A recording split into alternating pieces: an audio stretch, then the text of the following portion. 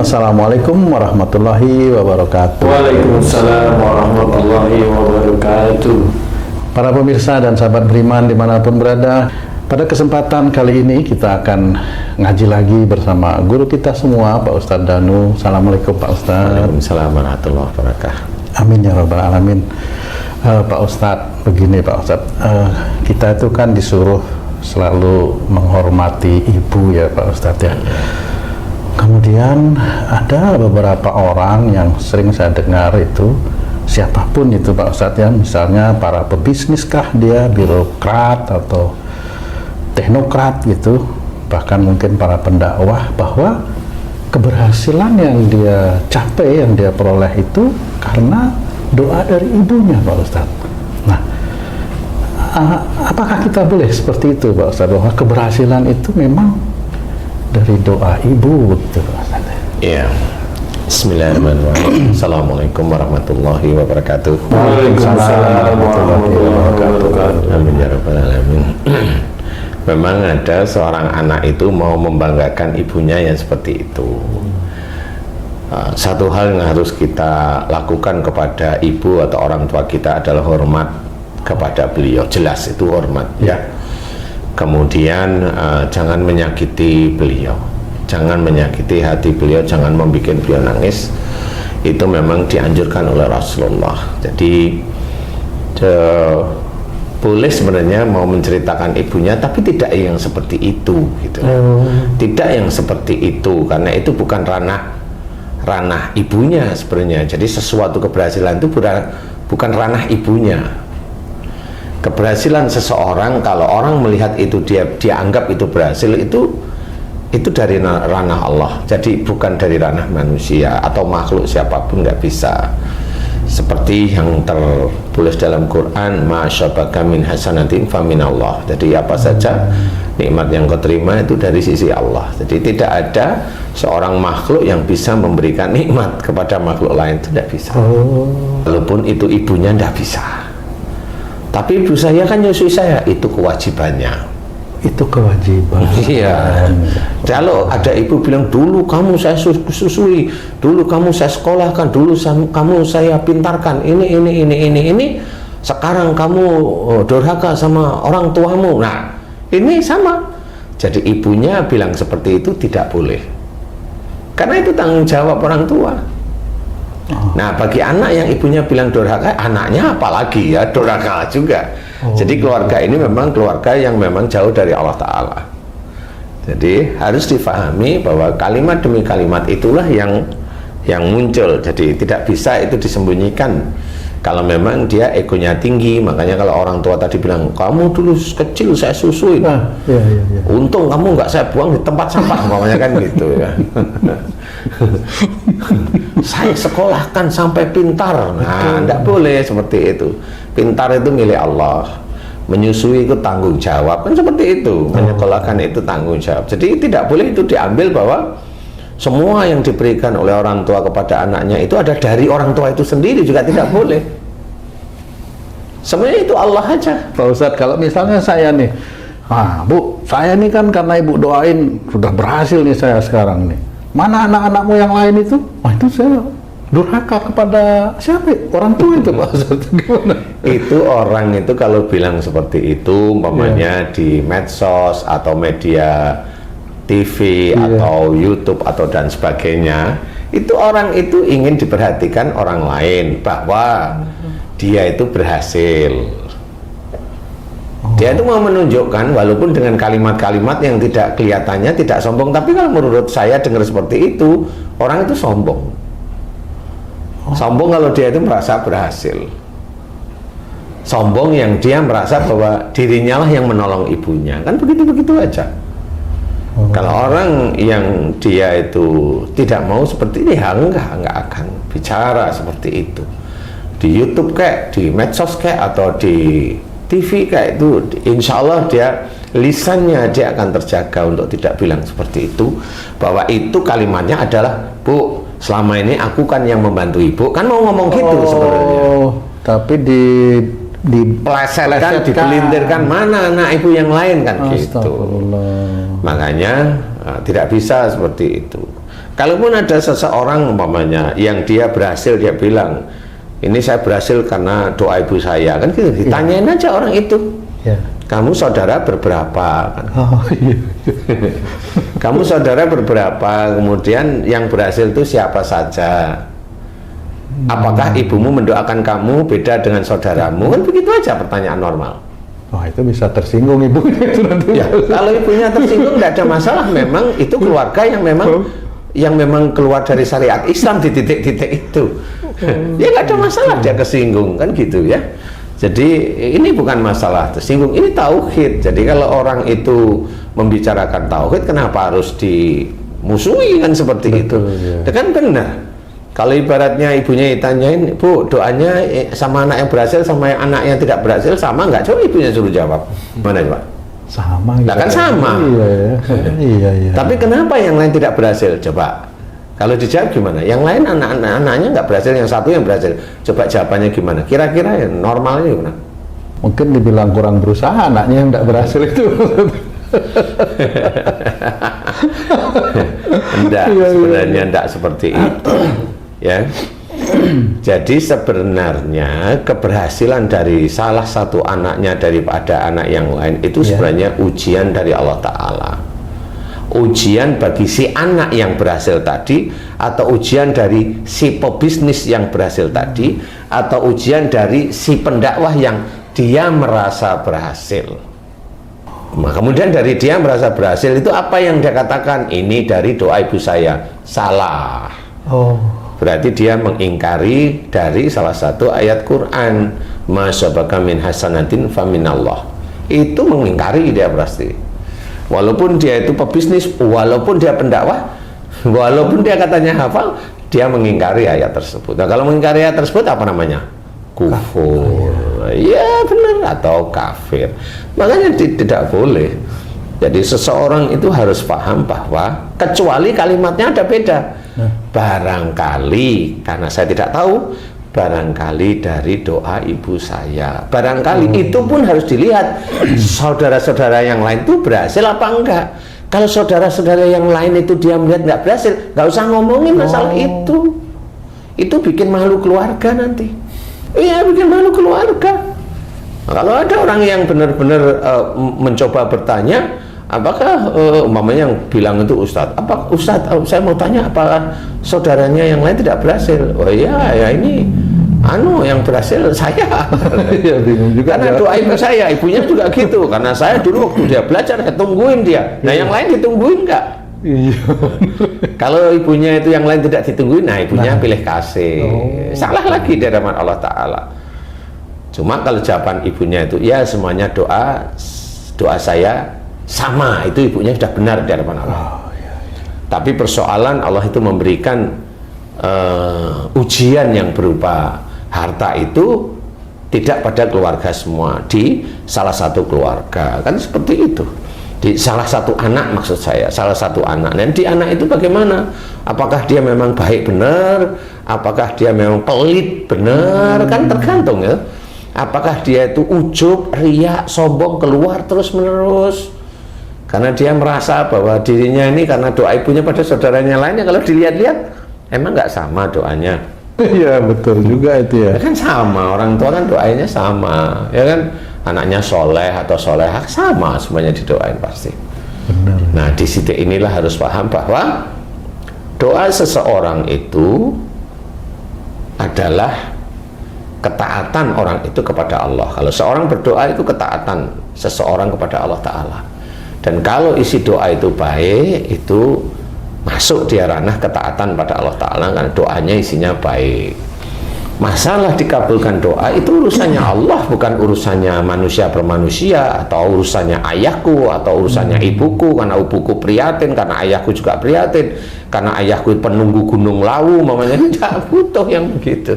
Semua kenikmatan itu dari sisi Allah yang akan menguji, yang menguji anaknya yang dia bilang katanya sukses, menguji anaknya yang dia bilang katanya Ustadz hebat, viral, dia bilang bahwa saya berhasil karena doa ibu, dia semuanya akan menguji.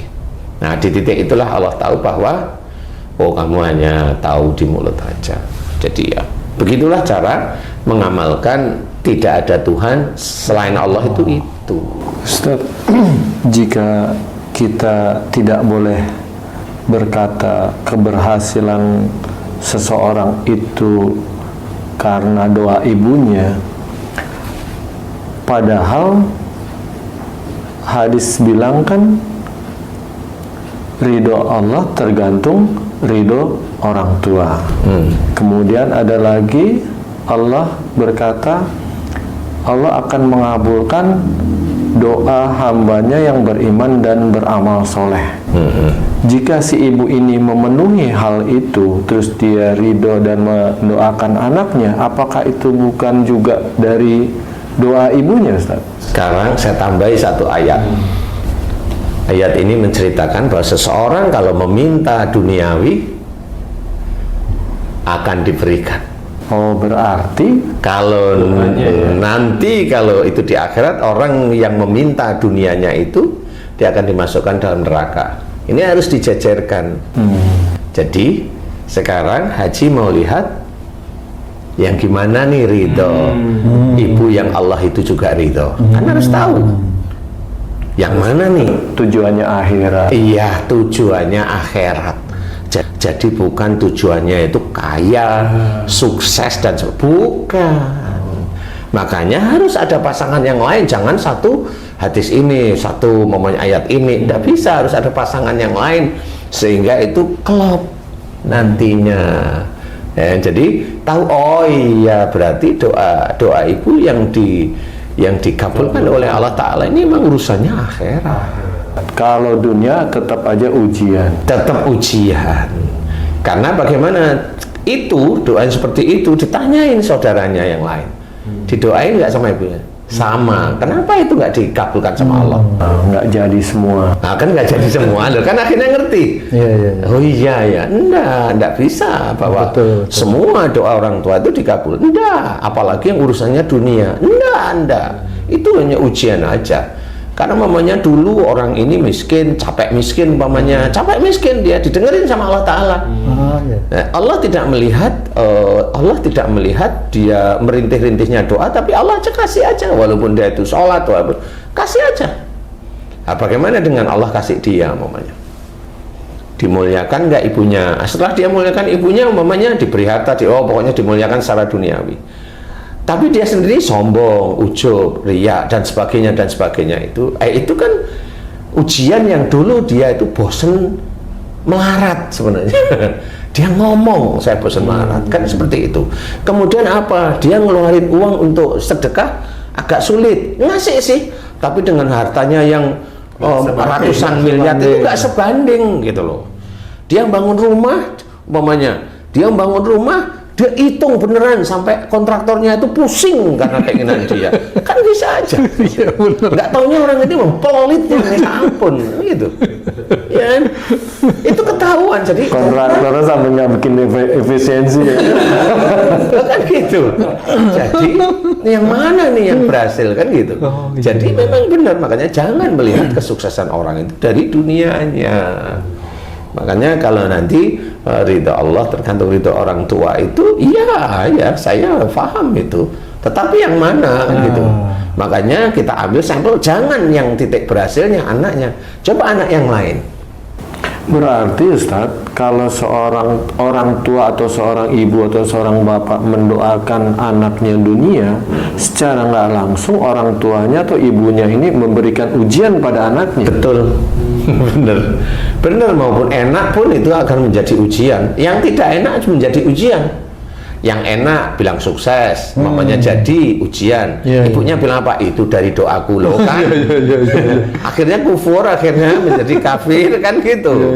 Si anak sama, ini doa ibuku, no kan. Akhirnya ujiannya dia nggak lulus diuji seperti itu. Nah ujian itu yang enak. Yang nggak enak gimana? Anaknya dablek, orang tuanya bilang, nanti kamu itu kalau udah ketabrak kendaraan patah kakimu baru kamu tahu rasa. Tabrak bener patah, bingung dia loh kan, diuji lagi dia. Kan gitu. Iya kan? Sama analoginya dengan yang tadi, orang tuanya minta diberi kesuksesan anak-anaknya, dikasih Allah Ta'ala satu. Nah itulah menguji keluarganya. Bagaimana saudara yang lain iri nggak dengan saudara yang satu? Betul. Iri nggak dengan ibunya? Kan ya gitu-gitu. Cerita yang nanti akan dibawa di akhirat itu kan seperti itu ceritanya. Jadi tidak bisa seperti itu. Itu hanya Allah Ta'ala. Jadi kita harus memahami bahwa apa saja nikmat itu datangnya dari Allah. Ya, ma syabaka min hasanatin fa min Allah, wa ma syabaka min sayyi'atin fa min nafsik. Apa saja musibah yang kau terima itu disebabkan dari buah tanganmu sendiri, berarti itu dosa-dosa kita. Jadi kita harus paham seperti itu. Ya. Lalu kalau orang salah nggak mau tahu, ada orang yang korupsi malah dada-dada merasa dia tidak korupsi. Itu kalau ditanya ibunya dia bilang doanya gimana itu marah kan ibunya ya. Iya. Ya nggak tahu juga kan gitu. Dulu saya doain berhasil, sekarang dia kok korupsi, doanya gimana? Doanya gimana Bu? Bingung ya. Itu bisa kalau ibunya nggak kuat tentang imannya yang ngamuk dia. Merah mukanya pasti ya, padahal itu pertanyaan ringan loh itu. Dulu dia banggain anaknya yang berhasil, setelah masuk penjara diem dia. Makanya tidak boleh membanggakan nasab-nasabnya, itu nggak boleh, itu termasuk fasik itu termasuk kafir. Kita sebagai orang tua harus paham juga cara atau mendoakan anak tuh harus seperti apa ya. Iya. Jadi kalau mendoakan anak itu sebenarnya ringan kok. Ya Allah, jadikan anak saya soleh atau solehah, cukup. Oh, itu udah akhirat tuh ya. Lah ya gimana coba? Soleh itu mencakup semua perbuatan yang dianjurkan oleh Allah, yang dicontohkan oleh Rasulullah, yang kita harus mencontoh, mengerjakan. Dan niatnya kemana? Innamal a'malu binniyat. Niatkan karena Allah Ta'ala semua perbuatan itu. Jadi semua yang dikerjakan anak-anak kita yang dianggap oleh Allah Ta'ala soleh itu tahu dia. Nah kalau dia sudah menjadi insya Allah soleh di hadapan Allah, kan Allah nanti yang mengatur rezekinya.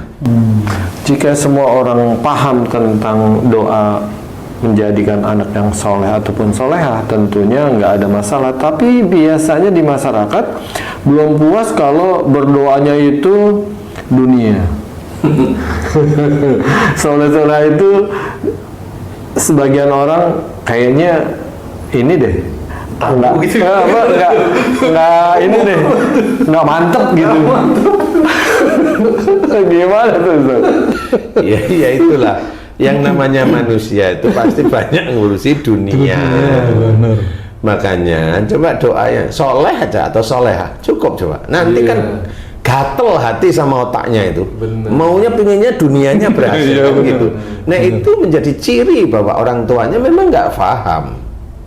Orang tuanya belum paham. Tapi nggak ada masalah. Tinggal dia itu kajiannya. Dia sering dengerin siapa? Kalau kajiannya sering dengerin yang ustadz-ustadz yang viral, yang ngecekin orang, yang lucu-lucuan aja, kan dapat dia.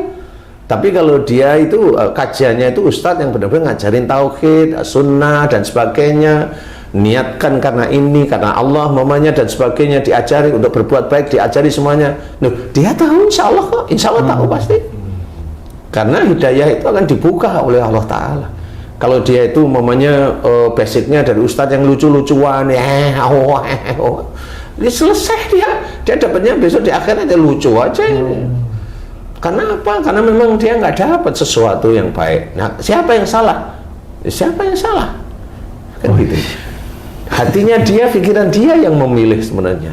Kenapa dulu itu kalau dia itu mendengarkan ustadz yang kajiannya tauhid beneran, dia selalu nggak enak ini. Loh kan begitu. Cari yang santai-santai, loh kan begitu ya akhirnya.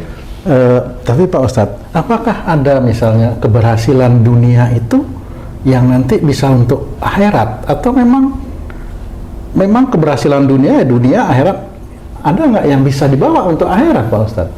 Sebenarnya kalau orang itu memahami, namanya satu, dia cari rezekinya karena Allah Ta'ala, dia serahkan semua ikhtiarnya kepada Allah, dia hanya menjalankan. Dalam berikhtiar tersebut pasti banyak ujian. Ujiannya yang enak, yang nggak enak itu ujian masuk di titik itu.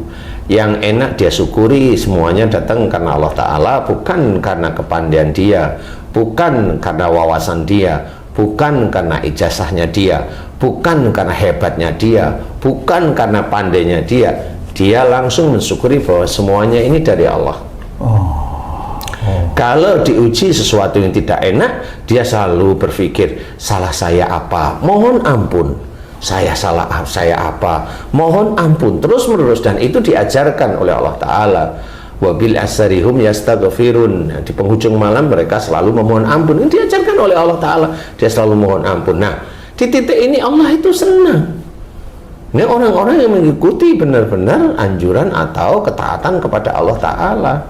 Nah, di titik inilah sebenarnya nanti orang-orang ini, walaupun tidak banyak orang ini diberi keberhasilan oleh Allah Ta'ala, Allah yang memberikan keberhasilan, dan orang itu tahu, nah ini saya itu begini karena Allah. Jadi bukan merasa dirinya hebat, bukan karena dulu bosen karena dia melarat, bukan. Bukan karena dia merasa dulu didoain, enggak, tapi tetap hormat kepada ibu. Kan seperti itu, semua dijalani dengan tahap-tahap yang tidak keluar dari syariat. Ibunya tanya, nah kenapa kamu nggak bilang bahwa dulu saya sering doain kamu? Nah ibunya kan pingin riak, pingin bangga dia lah. Kan anaknya yang tahu agama, kasih tahu kan gitu.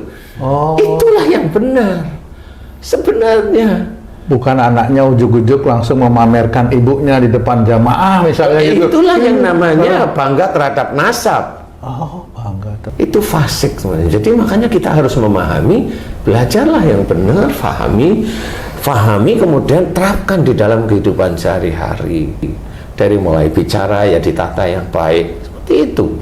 Mau mulut kita itu besok itu juga akan bersaksi ya. Nanti di akhirat. Mata kita juga bersaksi di akhirat, telinga kita bersaksi di akhirat, otak kita juga bersaksi di akhirat, kalbu hati kita juga bersaksi di akhirat. Dan seperti itu.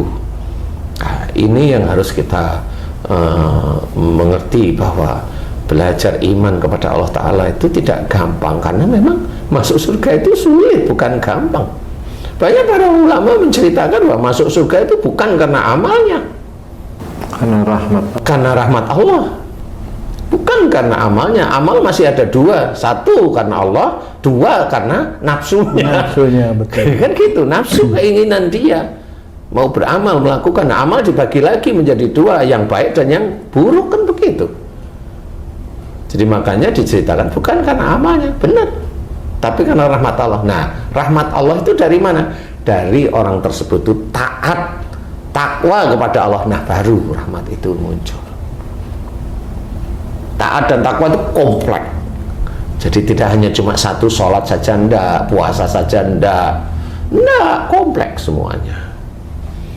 Seperti itu. Makanya kita harus hati-hati. Apalagi di depan kamera ya harus hati-hati, bahwa kalau kita tetap la ilaha illallah, ya kita harus memahami bahwa tidak ada Tuhan selain Allah. Ya jangan menyelingkuhi Allah dengan yang lain. Jangan bilang kalau saya berhasil kayak jadi pebisnis, saya jadi dosen, saya jadi profesor, saya jadi ulama, jadi ustadz seperti ini karena doa ibu saya. Nggak boleh ngomong seperti itu. Tidak boleh. Seseorang ngomong seperti itu juga memberikan ujian buat ibunya. Iya, sama. Sama. Makanya anak sama itu saling memuji sebenarnya. Ya enggak, kasihan kan.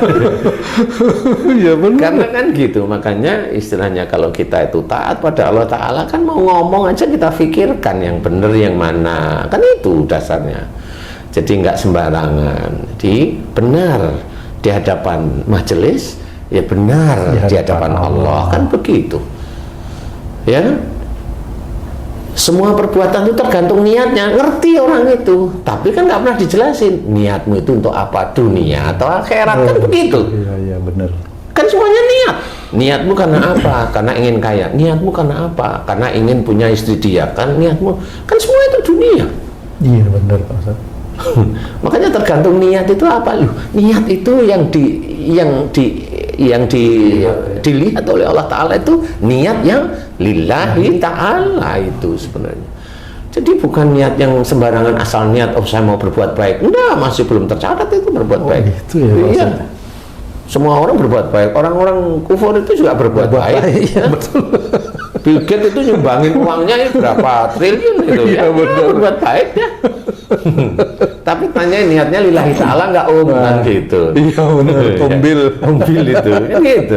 Iya benar. Yang harus difahami. Jadi, iya. kalaupun umpamanya masih ragu ya, ini karena ketidaktahuan saya, barangkali salah satunya salah satunya dari doa ibu saya, barangkali. Kan seperti itu. Iya.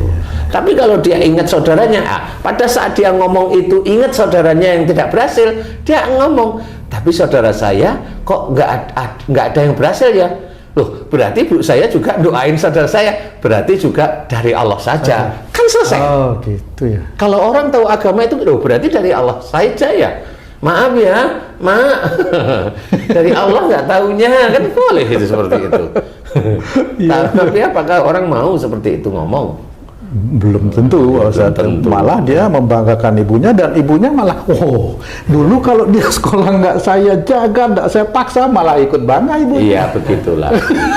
Iya begitulah. Ya nggak apa-apa. Ini kan belajar. Jadi sama. Jadi istilahnya, apakah kita seperti itu?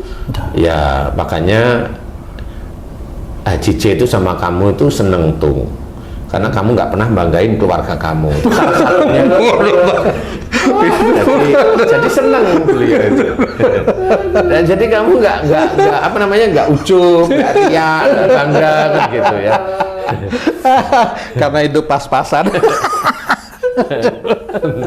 Iya benar. Kan gitu ya. Astagfirullah. Ya marilah kita pahami bahwa belajar tauhid itu memang ya sulit-sulit tapi ya nggak sulit.